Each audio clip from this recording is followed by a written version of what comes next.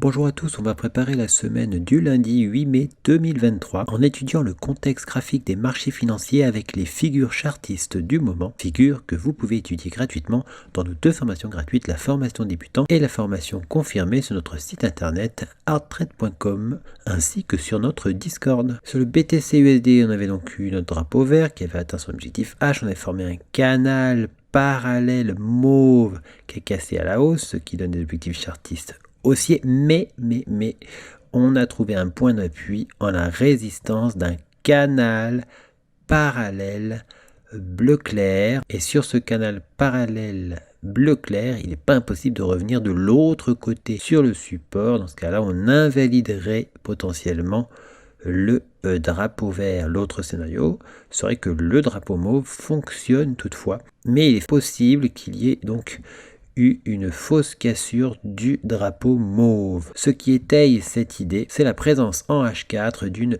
épaule tête épaule qui, si elle cassait sa ligne du coup à la baisse, confirmerait des objectifs chartistes théoriques baissiers. En daily, cette épaule tête épaule potentielle, et seulement potentielle puisque pour l'instant elle n'est qu'imaginaire, permettrait un retour sur la ligne du coup de l'épaule tête épaule inversée daily, et ce depuis l'atteinte du demi-objectif H. Sur le TH-USD, on avait l'élargissement symétrique qui effectivement avait cassé à la hausse et on est venu construire une épaule tête épaule imaginaire pour le moment, qui nécessitera donc une cassure de la ligne du coup pour confirmation. En H4, on s'aperçoit que cette épaule tête épaule imaginaire est apparue en prenant appui sous le plus haut majeur que l'on avait percé ponctuellement, ce qui avait permis de créer une fausse cassure de la ligne oblique bleu clair qui n'est autre que la résistance du biseau d'élargissement ascendant, fausse cassure haussière, potentiellement une cassure par la suite baissière du support, 1 point, 2 points, 3 points, 4 points sur le support, pas impossible de se retourner. En daily, s'il y avait retournement, mais ce serait peut-être pour simplement réaliser un nouveau pullback sur le triangle symétrique daily, 1 point, 2 points, 3 points sur la résistance. On avait pris appui de façon précise sur ce triangle avant de buter contre ce plus haut. On n'a pas réussi à atteindre le plus haut du triangle symétrique. Sur le LTC-USD, on avait donc le V-bottom qui donnait des objectifs haussiers. On avait même eu un petit triangle qui avait vu son objectif atteint, mais regardez, entre-temps, on a formé une épaule tête épaule qui, elle, a cassé à la baisse. Pas impossible de venir invalider le V-bottom. Il y a donc conflit entre le V-bottom et l'épaule tête épaule. On oscille entre le niveau d'invalidation de l'épaule tête épaule et celui du V-bottom.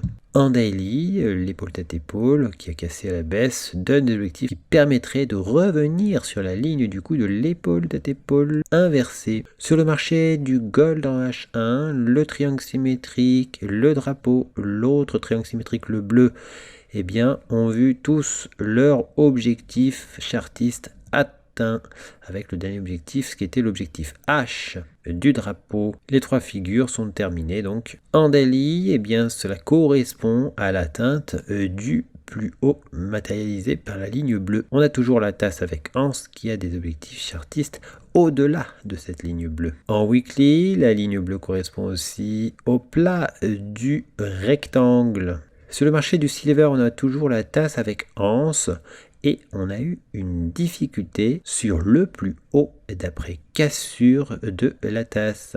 Sur le WTI, on avait cassé 2 V-bottom à la hausse avant de prendre appui sur la résistance d'un canal parfaitement parallèle. Il n'est pas impossible de revenir jusqu'au bas du canal parallèle et jusqu'à d'ailleurs l'objectif du triangle rectangle daily. En H4, on voit donc le triangle rectangle, il y avait un plat ici cassé, et on pourrait rejoindre l'objectif H de ce triangle rectangle. Sur le CAC 40 en daily, on avait franchi le plus haut majeur, on est revenu un peu en dessous et on semble prendre appui sur ce plus haut majeur, on pourrait très bien rebondir.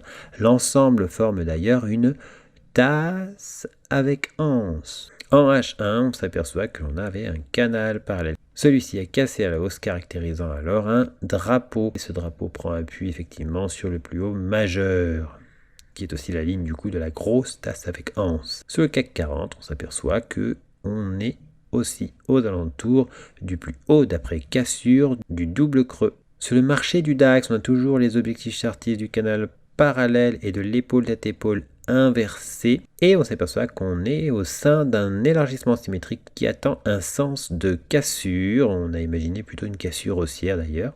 En daily, ce petit élargissement symétrique, s'il était cassé à la hausse, permettrait de nous précipiter un peu plus vers le plus haut du biseau descendant, c'est-à-dire son objectif chartiste. Sur le marché du FTSE, eh bien, on a formé un canal parallèle. On évolue actuellement au sein de ce canal parallèle. Sur le marché du Dow Jones, on est rentré bien à l'intérieur de la tasse avec en sous sa ligne du coup, et juste avant le week-end, on est revenu au-dessus de la ligne du coup de cette tasse avec anse. Rappelons qu'on avait eu du mal à franchir le plus haut d'après cassure de sa ligne du coup. Attention, on a toujours le triangle symétrique rose et le triangle rectangle vert.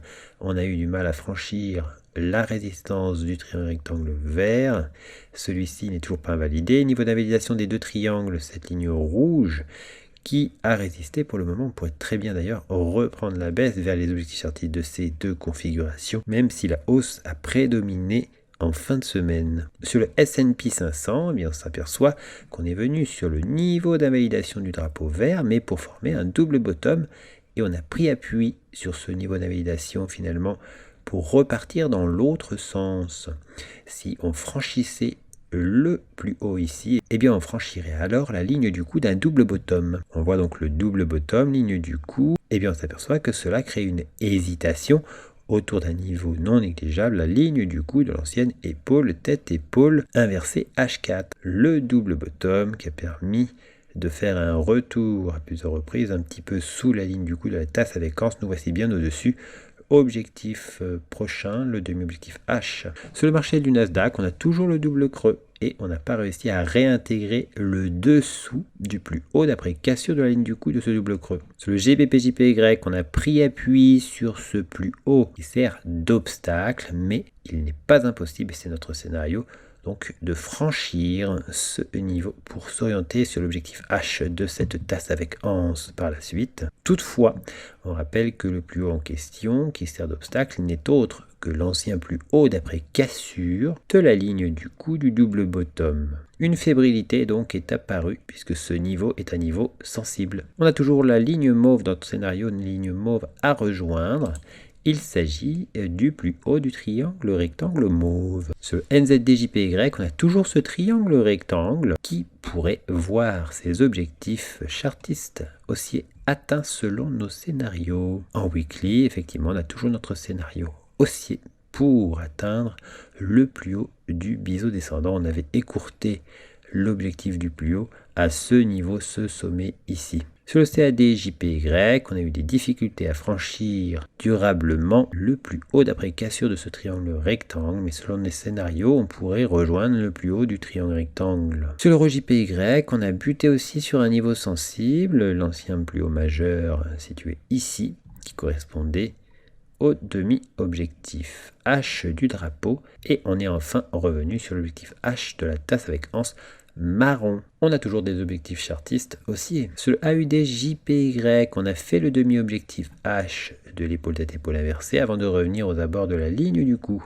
En daily, on espérait un retour sur l'ancienne ligne du cou de l'épaule tête épaule marron. C'est chose faite. Sur le GBP/CAD, on a une tasse avec anse qui s'était matérialisée. On avait eu une cassure. On revient aux abords de la ligne du cou. On avait aussi le drapeau vert dont on n'avait pas encore atteint l'objectif H. On avait déjà fait l'objectif H du biseau d'élargissement descendant, c'est fait pour l'objectif H du drapeau. Sur le GBP/USD, on s'est affranchi du niveau sensible, c'était le dernier plus haut.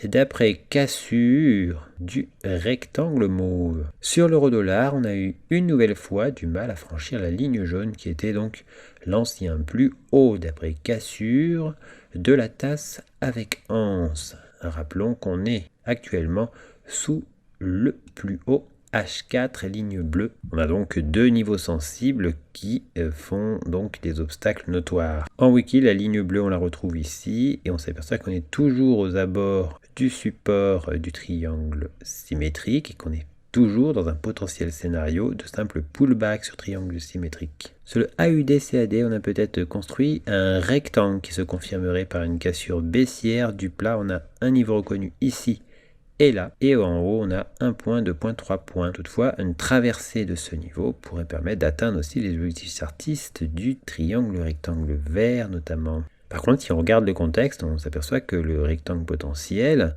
est bien situé. Il servira alors d'hésitation autour de la ligne du cou de l'épaule tête-épaule, une hésitation donc en figure chartiste. Sur l'USD-CAD, vous avez présenté ce V-bottom, celui-ci a été invalidé. On évolue par contre toujours au-dessus de la ligne oblique mauve à 3 points et on n'a pas encore invalidé les deux drapeaux, le drapeau vert, le drapeau marron. En daily, on voit qu'on prend appui tout de même sur l'ancien plus haut du triangle symétrique.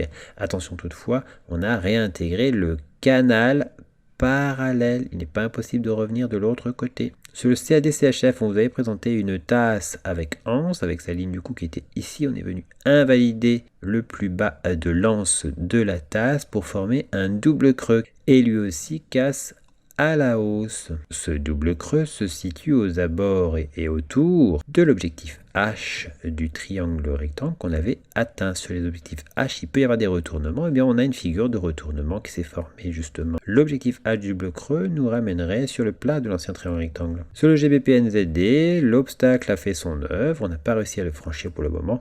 Mais il n'est pas possible de finir par le franchir pour atteindre l'objectif H de la tasse avec anse. Sur l'euro AUD, l'atteinte finale de l'objectif du double bottom a été suivie d'un repli comme souvent aux abords des objectifs chartistes et des plus hauts majeurs lignes bleues. Sur le USD JPY, on s'attend éventuellement à la cassure de la ligne marron. Cela formerait alors une épaule, tête, épaule inversée. Sur l'euro GBP en H4, on casse actuellement, ou timidement en tout cas pour l'instant, l'élargissement ascendant à angle droit. On pourrait rejoindre l'autre côté du canal parallèle jaune. Cela dit, le triangle rectangle n'est toujours pas invalidé. On pourrait très bien faire une fausse cassure du plat mauve pour réintégration, puis venir ensuite casser le canal parallèle à la hausse, ce qui caractériserait alors un drapeau jaune. Sur le AUD-USD, le drapeau rose avait cassé à la baisse, mais regardez, on a fait quasiment un double bottom avant de revenir non loin du niveau d'invalidation du drapeau. Si on devait remonter et franchir la ligne marron, on formerait alors une épaule, tête et épaule inversée. Sur l'euro CHF en daily, on a toujours l'épaule, tête, épaule éventuelle. On a du mal à venir vraiment franchir la ligne du cou pour le moment. Un franchissement de cette ligne du cou caractériserait définitivement des objectifs théoriques chartistes baissiers pour cette épaule, tête, épaule. Pour recevoir gratuitement les nouvelles figures chartistes en notification, vous allez sur le site internet, vous cliquez sur Analyse VIP. Une fois que vous êtes sur Analyse VIP, vous cliquez sur S'abonner et puis vous n'aurez plus qu'à vous inscrire.